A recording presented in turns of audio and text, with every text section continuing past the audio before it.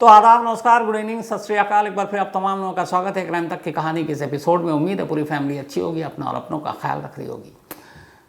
कहते हैं कि दुनिया की सबसे बेहतरीन खुफिया एजेंसी पूरी दुनिया में अगर है तो मोसाद है, इजराइल की खुफिया एजेंसी। मोसाद की बहुत सारी आपको कहानियाँ भी सुनाई है। मोसाद के बहुत सारे ऑपरेशन यादगार हैं, दुनिया तारीफ करती है। दूसरे देशों में घुसकर उन्होंने कैसे कैसे मुश्किल ऑपरेशन को अंजाम दिया। पूरे प्लेन के साथ घुस गए, वहाँ से बंधकों को छुड़ा कर ले गए, उस देश के लोगों को पता ही नहीं चला। लेकिन इसी मोसाद के बहुत सारे नाकाम ऑपरेशन भी हैं। अभी हाल में जो ईरान ने ड्रोन अटैक किया था इजराइल पर, इसकी भनक न मोसाद थी न वहाँ की इंटेलिजेंस यूनिट को, और इसीलिए वहाँ के मिलिट्री इंटेलिजेंस यूनिट के चीफ ने इस नाकामी को अपने सर लेते हुए इस्तीफ़ा दे दिया था। इससे पहले याद होगा आपको, जब इजराइल और जो हमास और हिजबुल्लाह है, इसके बीच में भी इस तरह से इजराइल पर अटैक हुआ था, उस वक्त भी मोसाद को पता ही नहीं था। तो कई बार मोसाद नाकाम भी रहता। आज की जो मैं आपको कहानी सुनाने जा रहा हूँ वो मोसाद की एक अब तक की सबसे बड़ी जितनी नाकामी उनमें से एक नाकामी है। इसलिए ये बड़ी है क्योंकि पिछले 38 सालों से इस सवाल का जवाब नहीं मिला कि इजराइल के एयरफोर्स का एक अफसर कहाँ है, जिंदा है या नहीं है।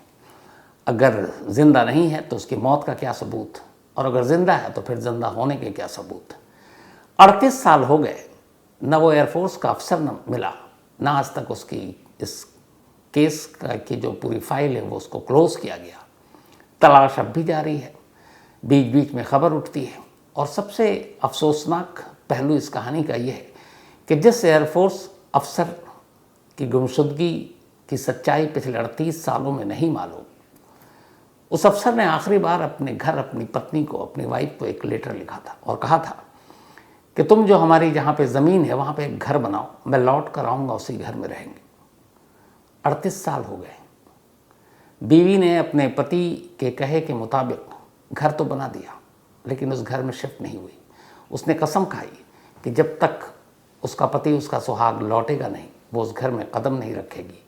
और आज भी वो घर इजराइल में खाली है, क्योंकि उसमें वो रहने नहीं गई। और इसलिए भी खाली है कि 38 सालों में आज भी उस एयरफोर्स अफसर का कोई सुराग नहीं है। कहानी 38 साल पहले 1986 की है।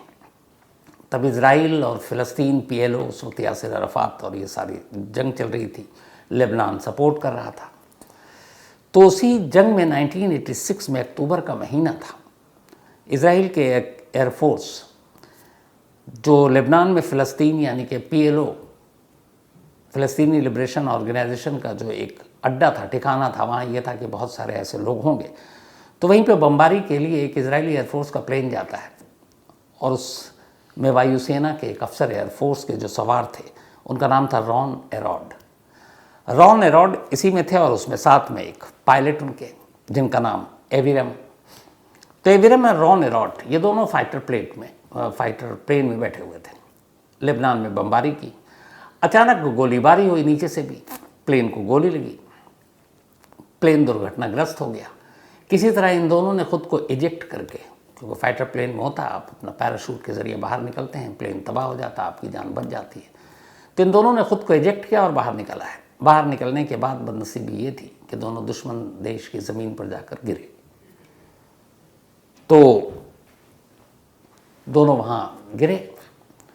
उसके बाद फ़ौरन इस हादसे की खबर इजरायली एयरफोर्स के बाकी टीमों को लगी। उन्होंने बैकअप तैयार किया। जब बैकअप तैयार किया तो जहाँ पे ये प्लेन क्रैश करके गिरा था और जहाँ से इजेक्ट हुए थे, वहाँ पे टीम पहुँची, और उनमें से एक एविराम को सुरक्षित उन्होंने वहाँ से निकाल लिया और अपने साथ ले गए। लेकिन एयरफोर्स अफसर रॉन एरॉड वहाँ पे कहीं नहीं मिले। कम्युनिकेशन के ज़रिए कांटेक्ट करने की कोशिश की गई, कोई फ़ायदा नहीं। पूरी तलाश की, लेकिन फ़ायदा नहीं, मिले ही नहीं। अब इस दौरान में तमाम तरह से कोशिश की गई लेबनान के अपने सोर्सेज से, मोसाद ने अपने ज़रिए से, कि कहाँ हो सकते हैं रॉन एरॉड, लेकिन कोई जानकारी नहीं मिली। धीरे धीरे वक्त बीता। फिर ऐसी उम्मीद जगी कि शायद अब रॉन एरॉड को दुश्मनों ने मार दिया हो और वो अब ज़िंदा नहीं है। और इसी के साथ खोजने की अब कोशिश भी कम कर दी इसराइल ने अपने इस अफसर को। मोसाद ने भी लगभग एक तरह से हाथ ही खड़े कर रखे थे। लेकिन इसी दौरान में लेबनान से एक खत आता है और उस लेटर में लिखा हुआ था, ये खत हिजबुल्लाह की तरफ से भेजा गया था। उसमें लिखा था कि तुम्हारा एक फौजी हमारे कब्जे में है और अगर उसकी सलामती चाहते हो तो हमारी शर्तें मान लो। अब जैसे ये लेटर आया तो उस वक्त सिर्फ एक ही फौजी मिसिंग था और वो था रॉन एरॉड।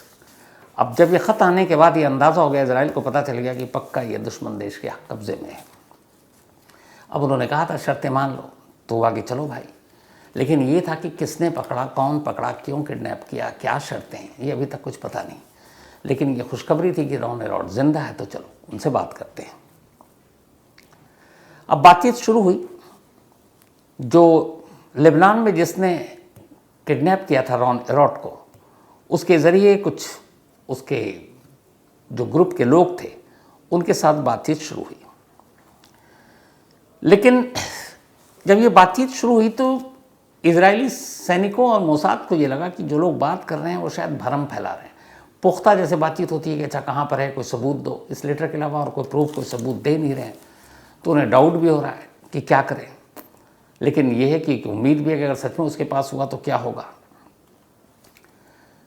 तो बातचीत बन नहीं रही और सही जगह तक पहुंच के बातचीत नहीं हो रही। लेटर तो आया लेकिन किसको कांटेक्ट करना है, क्या है। तो फिर कुछ दिन बीत जाता है, बल्कि कुछ महीने बीत जाते हैं। रॉन एरॉड का कोई खबर नहीं, उस लेटर का भी कोई मतलब नहीं। लेकिन ये लेटर की उम्मीद छोड़ गया कि रॉन एरॉड जिंदा है। फिर थोड़ा वक्त बीतता है। कुछ महीने के बाद एक और लेटर आता है और इस बार जो लेटर आया वो उसमें बाकायदा लिखा था कि ये लेटर खुद रॉन एरॉड ने लिखा, यानी उसकी हैंडराइटिंग थी। इस हैंडराइटिंग को मिलाया गया, रॉन एरॉड की फैमिली से कांटेक्ट किया गया, उनके अपने ऑफिशियल डॉक्यूमेंट से मिलाया गया, वाकई रॉन एरॉड की हैंडराइटिंग थी। इस बार अब यकीन हुआ कि सचमुच रॉन एरॉड जिंदा है। और उस लेटर के साथ रॉन एरॉड की उस वक्त की कुछ तस्वीरें भी थी जिसमें वो ठीक ठाक हालत में। तो ये लेटर और ये तस्वीरें मिली और उस लेटर में लिखा था कि मुझे उम्मीद है कि हम एक दूसरे को, और ये लेटर खुद रॉन एरॉड अपनी तरफ से लिख रहे हैं, कोई बीच में किसी और के लिए नहीं लिख रहा है। तो लिखता है कि मुझे उम्मीद है कि हम एक दूसरे को फिर से देख पाएंगे। यौम कपूर नज़दीक है, मैं तुम्हारे साथ सबकी सलामती की दुआएं मांगना चाहता हूँ। भरोसा रखो कि ईश्वर राजनेताओं को सही फैसला लेने में मदद करे। हौसला मत हारना, मैं उस दिन का इंतज़ार करूँगा जब लौटूंगा। यही वो लेटर है जिसमें रॉन एरॉड ने अपनी बीवी को वो लाइन लिखी थी कि वो ज़मीन है, उस पर एक घर बना लेना और हम लोग जब मैं लौट कर आऊँगा तो अब हम उस घर में रहेंगे। तो जब ये लेटर और ये तस्वीर मिली तो पहली बार एक पुख्ता सबूत मिला कि रॉन एरॉड जिंदा है। अब ये हुआ कि बातचीत शुरू की जाए। ये लेटर को इंटरनेशनल मीडिया ने भी उस वक्त छापा क्योंकि इजराइल का मामला था, एक सैनिक एयरफोर्स का वो कब्जे में था। तब इजराइल ने बातचीत शुरू की तो पहली बार अब पता चला कि किससे बात करनी है, ये अंदाज़ा मिल गया। तो एक शिया चरमपंथी गुट था लेबनान में जिसका नाम, इसकी ऑर्गेनाइजेशन का नाम था अमाल मूवमेंट। तो अब ये हुआ कि अमाल मूवमेंट के कब्जे में है रॉन एरॉड। इजराइल के खुफिया एजेंसी मोसाद और बाकी मशीनरी लग गई बातचीत करने में, बातचीत शुरू की। अमाल ने भी बातचीत शुरू की और अब शर्त रखी, पहली बार आमने सामने उसने शर्त रखी कि रॉन एरॉड की रिहाई के बदले में 200 लिबनानी और 450 फ़िलिस्तीनी जो इजराइल के अलग अलग जेलों में कैद हैं उन्हें रिहा करें और साथ में 22 करोड़ रुपए उन्हें दिए अमाल को। इसके बदले में एक इजरायली सैनिक को छोड़ दिया जाएगा, वो है रॉन एरॉड। अब इजराइल की एक पॉलिसी है कि वो इस तरह की चीज़ें नहीं मानता, रिहाई भी नहीं करता, फिरौती तो बिल्कुल नहीं देता। तो बातचीत में हुआ कि कुछ कम करो, कुछ और बैकडोर से करते हैं, लेकिन बात बनी नहीं और आखिरकार इजराइल ने यह शर्त मानने से इनकार कर दिया, यानी रॉन एरॉड की रिहाई की उम्मीद अब बंद हो गई। और जैसे ही इजराइल ने इस समझौते को मानने से ऐलान किया, वैसे ही अब रॉन एरॉड के लेटर्स आने बंद हो गए। यह आखिरी लेटर था जो रॉन एरॉड ने लिखा था, इसके बाद कोई लेटर नहीं। 1986 के बाद 3 साल अब बीत गए, रॉन एरॉड की कोई खबर नहीं। धीरे धीरे वही जो उसने लेटर भी लिखा था कि राजनेता को भी फैसला लेने की बुद्धि दे, अक्सर ये होता है जंग में, बहुत सारे ऐसे सैनिक होते हैं जिनको भुला दिया जाता है, उन्हीं का देश भुला देता है। बहुत सारे ऐसे जासूस होते हैं जिनको भुला दिया जाता है। वो पकड़े गए तो फिर ये भी नहीं कहा जाता कि मैं उस देश के लिए जासूसी करता हूँ। उनकी ट्रेनिंग और उनकी शर्तें इसमें शामिल होती हैं। लेकिन सरकार की जिम्मेदारी होती है कि ऐसे अपने सैनिकों, ऐसे जासूसों को लाए। इजराइल भी इससे अछूता नहीं था। उसने भी वक्त के साथ रॉन एरॉड को बुलाना शुरू किया। फिर 1989 का साल आया, 3 साल हो चुके थे। अचानक फिर कुछ उन्हीं में से एयरफोर्स के अफसर और बाकी लोगों ने जिद पकड़ी कि नहीं, हमें हमारे एक सैनिक को यूँ भुलाना नहीं चाहिए। अगर वो अमाल ऑर्गेनाइजेशन के पास है तो हमें उसे लाने के लिए ऑपरेशन की तैयारी करनी चाहिए। किसी तरह से मोसाद और बाकी लोगों के ज़रिए हुआ कि चलो ऑपरेशन करते हैं। कुछ जानकारी आई कहाँ से उसको रखा गया होगा। इसी जानकारी के बाद 28 जुलाई 1989, यही वो तारीख़ थी जब लेबनान में एक गांव है जिप्शन। इसी जिप्शन गांव में हेलीकॉप्टर के ज़रिए इजरायली सैनिकों ने और मोसाद ने धावा बोल दिया। उन्हें यह खबर मिली थी कि यहाँ पर अमाल का एक कमांडर है और उस कमांडर के पास पूरी इन्फॉर्मेशन है कि कहाँ रखा गया था रॉन एरॉड को। तो यहाँ पे उन्होंने धावा बोला और अमाल का जो लीडर था जिसके बारे में ये सारी जानकारी थी, उसका नाम था शेख अब्दुल करीम उबैद। ये ऑपरेशन लगभग वैसे ही था जैसे एबटाबाद में अमेरिका ने किया था। उसामा बिन लादेन को उसके घर में घुसकर हेलीकॉप्टर उतारा और मार दिया। उसी तरीके से सटीक जानकारी थी। उस गांव में पहुंचे, हेलीकॉप्टर उतरा, सैनिक उतरे इजराइल के, और उन्होंने एक घर को चुना और उसके अंदर घुसे। शेख अब्दुल उबैद को उन्होंने अपने कब्जे में लिया, चॉपर पर बिठाया और लेकर निकल गए। एक तरह से ये किडनैपिंग था, दूसरों के देश की जाकर धरती पर। इंटरनेशनल कानून के हिसाब से ये गलत था, गैर कानूनी था, लेकिन जंग और उसमें कहते हैं कि सब जायज़ है, तो वही था। तो खैर कुछ मिनट में ही अब उबैद कब्ज़े में था, उसको लेकर आए। अब इजराइल को उम्मीद जगी कि वाकई इस बार तो जो वो अपने सैनिक हैं रॉन एरॉड, उनका पता मिलेगा और हम उसको ले आएंगे इसी तरह से किसी ऑपरेशन के ज़रिए।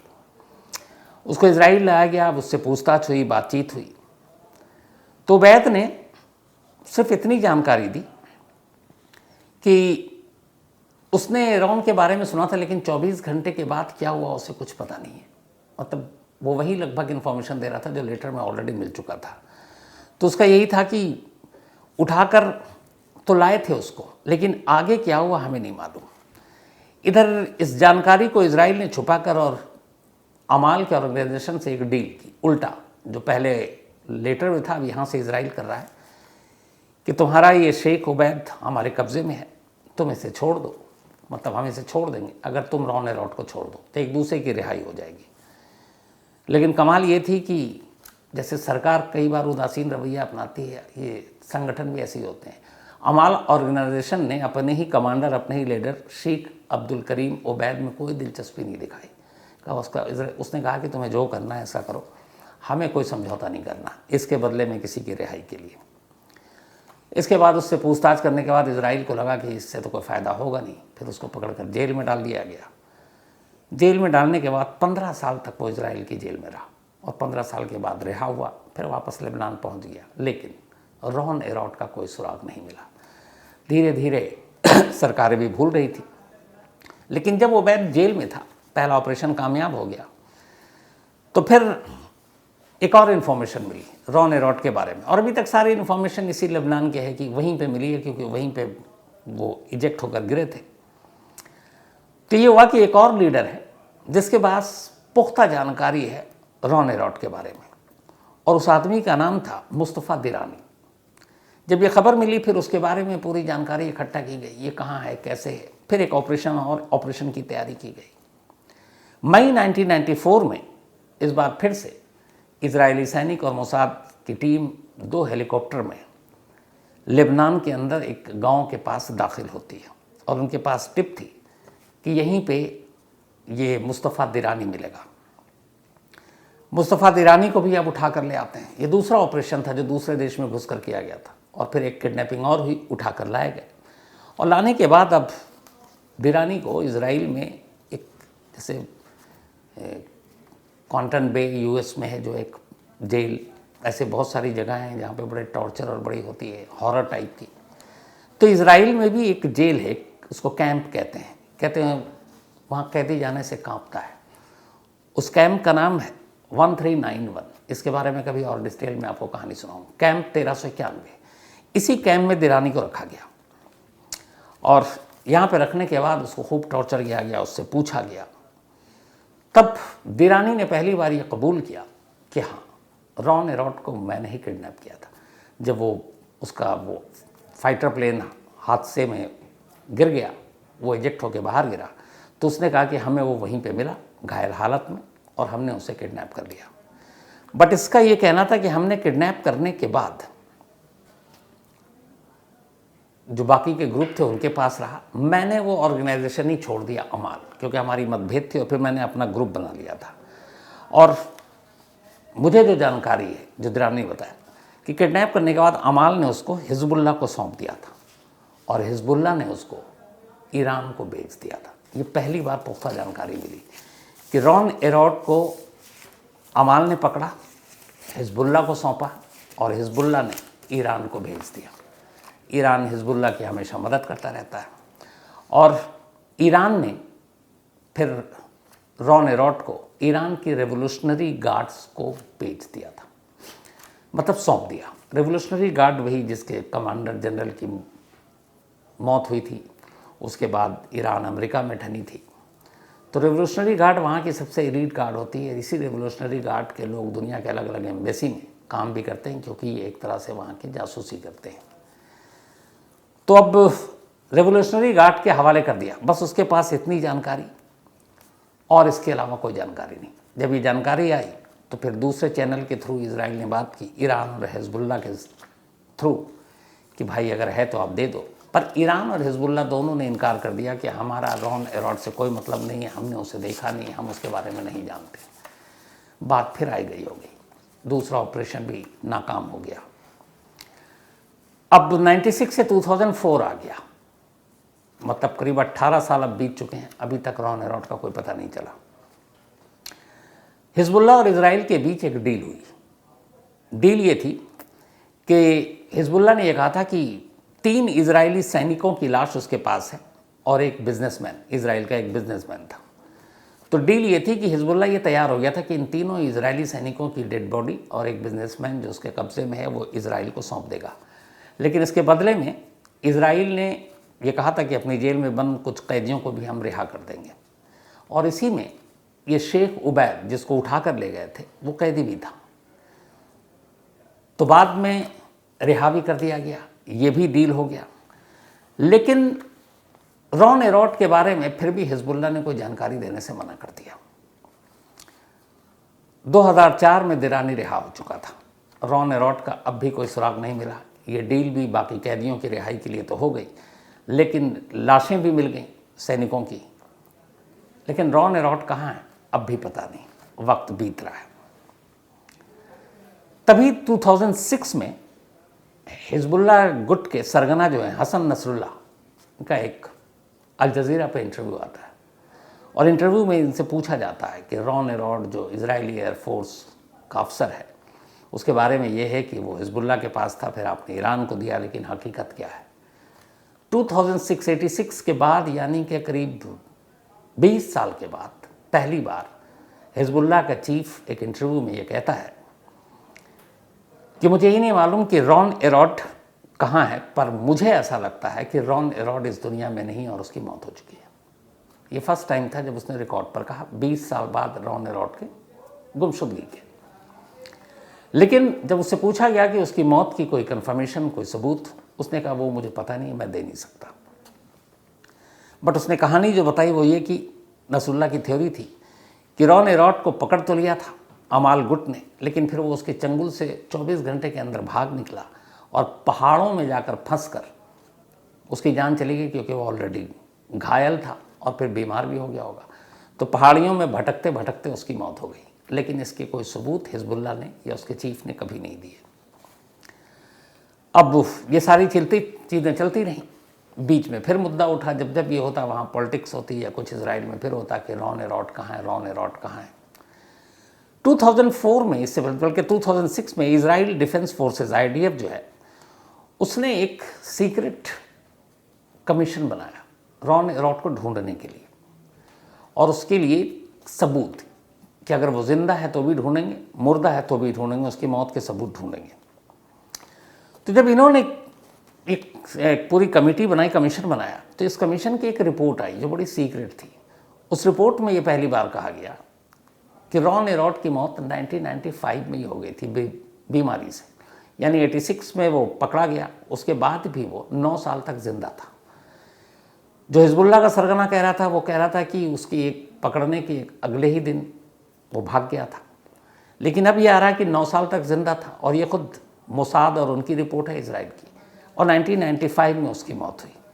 लेकिन मौत की वजह जो बताई कि बीमार पड़ना, उसका सही इलाज नहीं हो पाया इसलिए, और इसमें यह भी कहा गया कि उसकी लाश को लेबनान के बोका घाटी में कहीं पर दफनाया गया, लेकिन कहाँ पर एग्जैक्ट ये नहीं मालूम। पर 2 चीज़ें इस कमीशन ने अपनी रिपोर्ट में दे दी इजराइल की, कि 1995 में डेथ हुई, बीमारी की वजह से डेथ हुई, और बोका घाटी में ही कहीं गुमनाम जगह पर दफना दिया गया। तो जब ये रिपोर्ट आई, फिर इस रिपोर्ट में थोड़ी बहुत वहाँ पे लीक होना शुरू किया, तो इजराइल के प्राइम मिनिस्टर से अपोजिशन पार्टी बाकी लोगों ने पूछना शुरू किया। तो फिर अपनी इसी रिपोर्ट को 2009 में इजराइल के पीएम उन्होंने खारिज कर दिया। बेंजामिन नेतन्याहू जो अभी भी हैं उस वक्त थे, उन्होंने कहा कि नहीं, ये रिपोर्ट तो आई लेकिन इसके जुड़े हुए पुख्ता सबूत नहीं, इसलिए जब तक हमें पुख्ता सबूत नहीं मिलेगा इजराइल की सरकार रॉन एरॉट को हमेशा जिंदा मानेगी, मुर्दा नहीं मानेगी, और हम उसे तलाशेंगे। तो अपनी ही रिपोर्ट को इन्होंने खारिज कर दी, जो इनकी खुफिया रिपोर्ट आई थी। 2016 उसके बाद आ गया। सोचिए 2016 मतलब 28 साल बीत चुके हैं। 2016 में फिर एक बार इजराइल की खुफिया एजेंसी ने रिपोर्ट दी, जॉइंट इन्वेस्टिगेशन में एक नई थ्योरी के साथ एक नई रिपोर्ट दी। उसमें रिपोर्ट ये थी कि रॉन एरॉट की मौत 1995 में नहीं, 1988 में ही हो गई थी, यानी जब वो पकड़ा गया उसके 2 साल के बाद। तो एक ही कमीशन, एक ही डिपार्टमेंट, और उसकी 2 रिपोर्ट, और 2 रिपोर्ट में दोनों में मौत के साल अलग अलग, एक में 95, एक में 1988। अब कौन किस पर यकीन करे। फिर सरकार ने बयान दिया कि नहीं, जब तक जिंदा होने का मतलब न होने का हमारे पास सबूत पुख्ता होगा, हम उसको मुर्दा नहीं मानेंगे। अब रॉन एरॉट की फिर फाइल से खुली, तलाश चलती रही, साल बीतते रहे। 2021 आ गया, मतलब 35 साल बीत चुके हैं रॉन एरॉट को गायब हुए। उसके बाद 2021 4 अक्टूबर 2021 को इजराइल की पार्लियामेंट में बाकायदा ये ऐलान किया जाता है कि रॉन एरॉट को तलाशने का मिशन अब भी जारी है, और हमारे पास जो सबूत है उसके मुर्दा या जिंदा होने का कोई सबूत नहीं है, लेकिन हम उसे जिंदा मानेंगे, और इसके लिए जो भी ऑपरेशन होगा हम करेंगे। मतलब 35 साल बाद भी ये सिलसिला चलता रहा। अब आ गया 2024, 38 साल हो गए। इन 38 सालों में इस ऑफिशियली 2021 के पार्लियामेंट के बाद इजराइल की तरफ से तो कोई बयान नहीं आया, लेकिन सऊदी अरब के एक अखबार अल अरबिया ने एक रिपोर्ट छापी, और इस रिपोर्ट में उसने कहा कि कुछ वक्त पहले मोसाद के कुछ एजेंट्स, मोसाद के जासूस लेबनान के एक गांव में पहुंचे थे खुफिया तरीके से, जैसे पहले 2 बार वो घुसे थे, और उस गांव में जाने के बाद वहां से उन्होंने एक कब्र से कुछ सैंपल निकाला है, अब किसी लाश का है, और वो सैंपल अपने साथ ले गए।